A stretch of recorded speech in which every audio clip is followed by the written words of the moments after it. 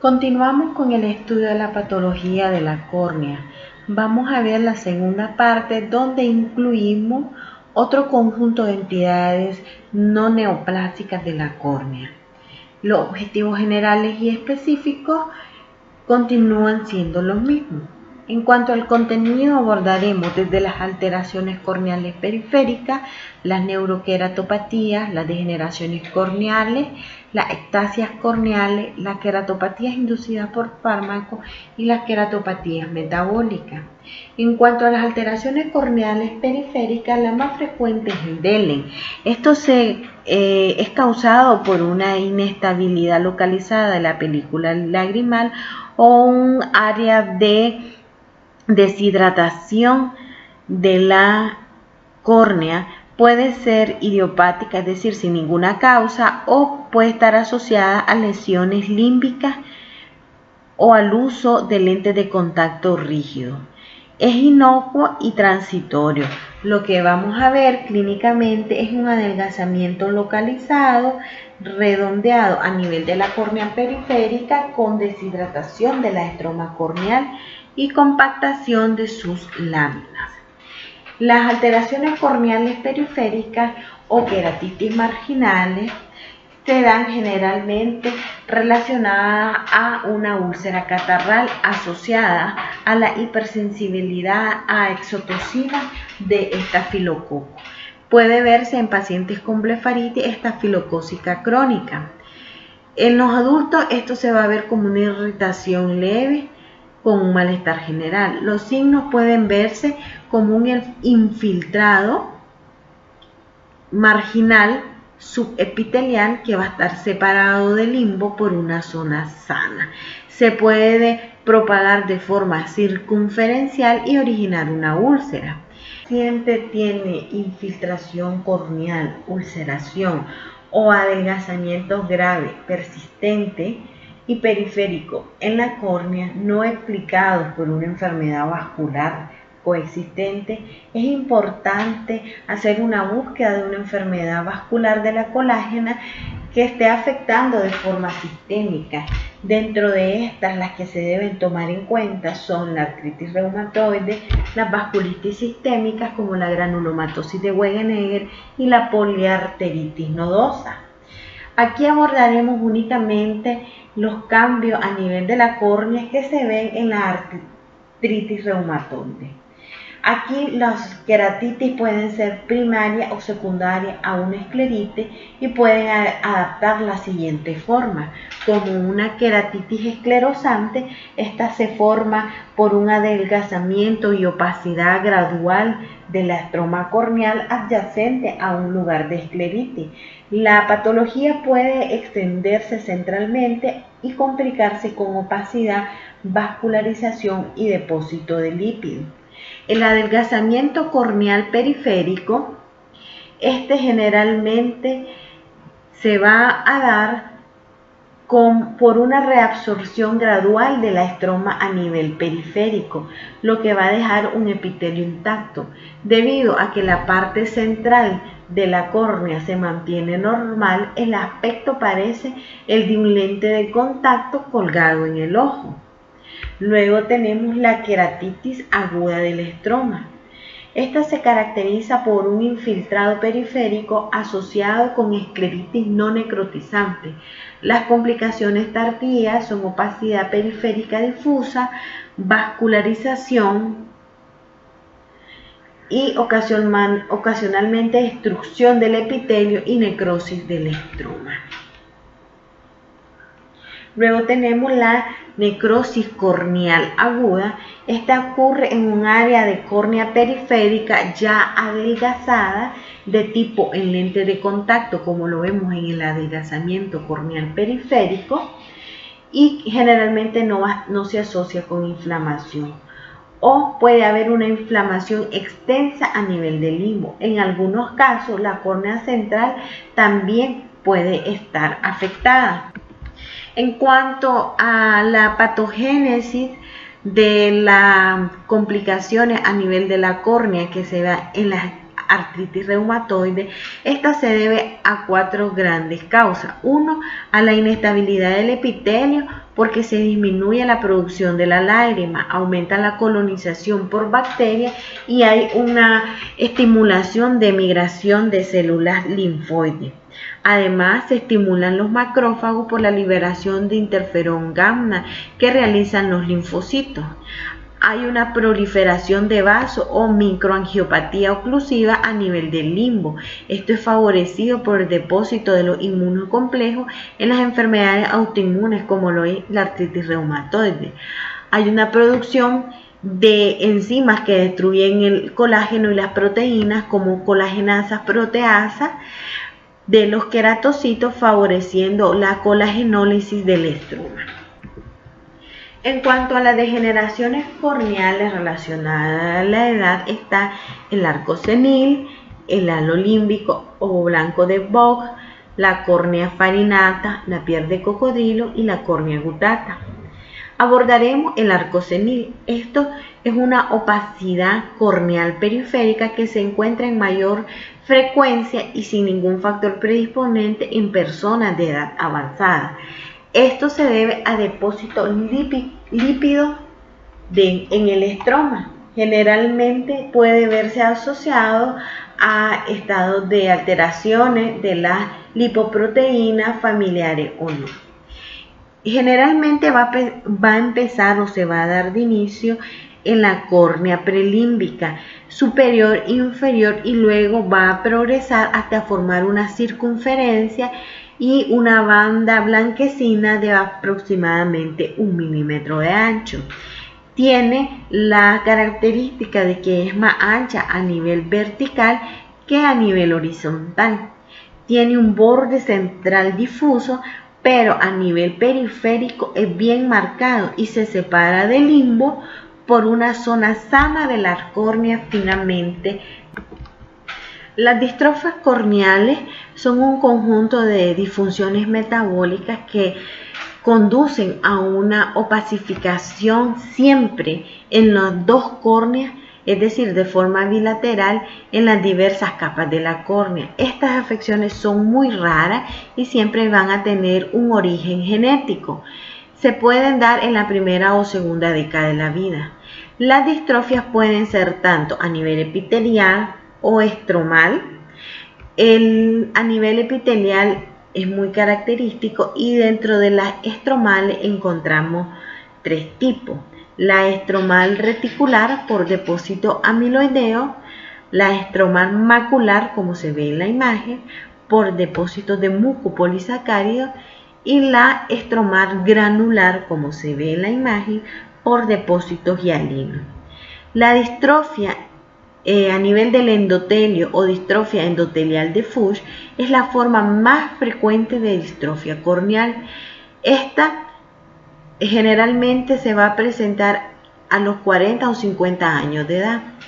Se produce por una pérdida gradual de las células endoteliales, lo que va a conllevar a una queratopatía bulosa o hidratación de la córnea. Las distrofias epiteliales y estromales generalmente van a verse acompañadas de erosiones corneales que van a ser dolorosas. La distrofia de Fuchs o endotelial de Fuchs acaba generalmente o se trata con un trasplante de córnea. Si la pérdida visual no es muy avanzada, se puede administrar soluciones hiperosmolares para disminuir el edema a nivel de la córnea. Las ectasias corneales o queratocórneo es un trastorno progresivo donde la córnea adquiere una forma cónica irregular. Generalmente puede verse en la pubertad y después progresa lentamente. Ambos ojos están afectados y la mayoría de los pacientes no tienen una historia familiar. Puede verse asociado a algunos trastornos sistémicos como el síndrome de Down, de Turner o de Marfan. También puede verse con asociaciones como la querantoconjuntivitis vernal, la aniridia, la ectopia del cristalino, etc. Generalmente llevar lentes de contacto y estar frotándose constantemente el ojo puede favorecer que se desarrolle un queratocono. Se realiza una clasificación del queratocono según la morfología. Tenemos los conos en pezón que es caracterizado por un pequeño tamaño, generalmente 5 milímetros, y una curvatura espinada. El centro apical suele ser central y paracentral y está desplazado en dirección inferior nasal. Luego tenemos los conos ovales, que son mayores de 5 a 6 milímetros. Son elipsoidales y habitualmente en dirección inferotemporal. Luego tenemos los conos en globo, que son los más grandes, es decir, mayor a 6 milímetros, y pueden afectar más del 75% de la córnea. En los casos leves, la morfología del cono puede ser indeterminada, es decir, puede no llegar a clasificar. El queratocono además puede graduarse en leve, moderado y severo, dado que el principal dato del queratocono es el adelgazamiento central y paracentral del estroma, con una protrusión apical y un astigmatismo irregular. Se realiza una queratometría y este puede darnos la severidad del daño para poderlo clasificar como leve, moderado y severo. En cuanto a los signos precoces, estos suelen ser muy sutiles y pueden detectarse de la siguiente forma: a través de una oftalmoscopía directa a una distancia de 30 centímetros, donde podemos ver el reflejo en gota de aceite. Además, podemos hacer una retinoscopía y podemos ver el reflejo en tijeras de forma irregular. Además, podemos hacer una biomicroscopía que muestra con lámpara de hendidura, que muestra estrías verticales del estroma o líneas de Vogt, las que pueden ser muy finas y profundas y desaparecen con la presión externa sobre el globo ocular. También podemos hacer una topografía corneal, que es el método más sensible para detectarlo precozmente. Los signos tardíos se deben a un adelgazamiento corneal progresivo de una tercera parte del espesor de la córnea, asociado a una mala agudeza visual como resultado de un astigmatismo miopático irregular marcado con una curvatura elevada de la queratometría. Aquí lo que vamos a ver son depósitos epiteliales de hierro o anillos de Freiberg que pueden rodear incluso el borde del cono. El paciente se puede ver un abultamiento del párpado inferior cuando mira hacia abajo o signos de muso. Luego tenemos las neuroqueratopatías o las alteraciones de la córnea debido a alteraciones neurales. Tenemos la queratopatía neuroparalítica o por exposición, donde aquí lo que se da es que se forma un humedecimiento inadecuado de la superficie de la córnea. Es decir, la película corneal se logra secar, dado que el ojo no puede cerrar bien por el parpadeo. Hay una producción normal de la lágrima, pero no se logra distribuir de forma normal la película lagrimal debido a una incapacidad de cerrar los ojos. Esto puede darse en las parálisis del nervio facial, en las proptosis graves o en las cicatrizaciones palpebrales. Los signos van a variar desde cambios epiteliales puntiformes leves hasta úlceras. Luego tenemos la queratopatía neurotrófica o córnea anestesiada. Esto se debe a una pérdida del estímulo neural que puede conllevar a un edema intraocular, exfoliación de las células epiteliales y afectación de la curación epitelial. Pueden darse por causa adquirida o congénita. Los signos que vamos a ver es un epitelio edematoso, opaco y gris. También podemos ver erosiones epiteliales puntiformes en el área interpalpebral. Pueden haber defectos epiteliales que van a ir curando lentamente o puede sobreinfectarse con bacterias. También de forma infrecuente vamos a ver disolución del estroma corneal y la perforación. Luego tenemos el síndrome de erosión corneal recurrente, que es un trastorno a nivel de la membrana basal epitelial donde se pierde la adhesión y se descompone el epitelio. Las causas más frecuentes, los traumatismos como los arañazos y las distrofias corneales. Puede ser problemático en pacientes diabéticos dado que se está alterado todo su sistema de regeneración. Clínicamente lo que se da es un inicio brusco de dolor, puede estar asociado a lagrimeo, fotofobia y visión borrosa. Las recurrencias graves generalmente se curan hasta que se restaura la adhesión normal de la capa celular del epitelio basal. Pueden verse microerosiones como pequeños defectos espontáneos de la membrana basal y pueden verse erosiones más grandes o macroerosiones que son grandes defectos epiteliales extremadamente dolorosos. Luego tenemos las queratopatías inducidas por fármacos. Aquí tenemos dentro de las más comunes la criasis, que se debe al depósito de oro en el tejido vivo. Como podemos ver en la imagen, estos se van a ver como gránulos de polvo de color púrpura brillante en el estroma corneal. Pueden estar más concentrados en las capas profundas o periféricas. Generalmente estos hallazgos no traducen nada, son inocuos y no hay ninguna indicación para suspender el tratamiento. Estos tratamientos pueden darse de forma prolongada como sales de oro en pacientes con artritis reumatoide. Luego tenemos la queratopatía en remolino, que esto lo que se da es un depósito corneal en forma de remolino, como se ve en la imagen. Podemos verlo cuando los pacientes están tomando antimaláricos como la cloroquina y la hidroxicloroquina, que generalmente al quitar el tratamiento se revierte el signo. También en pacientes que toman para las arritmias cardíacas amiodarona, también reversible al interrumpir la medicación. No hay consecuencias visibles y no hay ninguna neuropatía como complicación. Luego tenemos las complicaciones metabólicas como la cistinosis, que esto es un trastorno metabólico muy raro, generalmente asociado al depósito de cristales de cisteína no proteica como un resultado como una alteración en el defecto del transporte lisosomal. ¿Qué es lo que vamos a ver a nivel del ojo? Es un depósito progresivo de cristales de cisteína a nivel de la conjuntiva y de la córnea. Van a causar que el paciente tenga fotofobia, blefaroespasmo, erosiones epiteliales y discapacidad visual. Puede afectar de forma tardía la visión.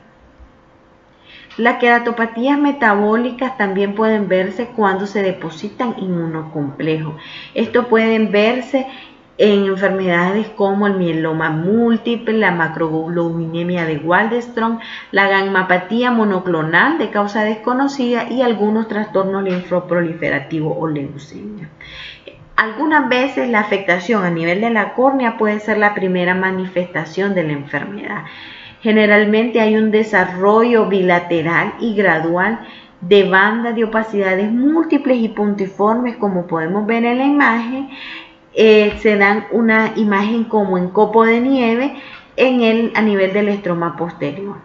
El tratamiento o la eliminación de esta se va a dar únicamente cuando se trate la enfermedad sistémica. Estos contenidos pueden ustedes complementarlos revisando su libro base como Kansky, además de revisar los conceptos de patología general en su libro de texto de patología de Robin. Sin más que agregar, muchísimas gracias.